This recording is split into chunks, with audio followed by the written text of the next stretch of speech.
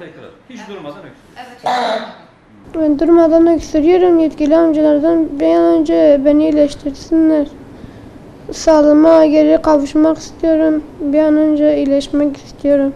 Yatamıyorum, uyuyamıyorum. Sabaha kadar böyleyim. Ben de perişan oldum, annem de perişan oldu, uyuyamıyorum. Yemek hiçbir şey yemiyorum, kilom zaten düşmüş. Özlemişim arkadaşlarımla, okula da gidemiyorum. Biz ilkin dedik basit bir öksürüktür. Geçer diye hani evde ben tedavi falan uyguladım. Bitki çayları verdim. İlaçları verdim. Ondan sonra bir baktım işte geçmiyor. En çok da sisli havalarda zaten öyle oldu. Ondan sonra getirdik acile falan. Acil doktoru baktı. Buhar falan verdiler. Sonra şurup yazıp eve gönderdiler. Onları kullandık. Ona rağmen de geçmedi. Gittikçe kötüleşti. Gittikçe kötüleşti. Çocuk artık sabah gece hiç ne uyutuyor ve ne uyuyor. Habire hemen öksürüyor ve kusuyor. Herkesten dua bekliyorum. Yetkililerden şunu bekliyorum. Bu 52 gündür biz perişan olduk.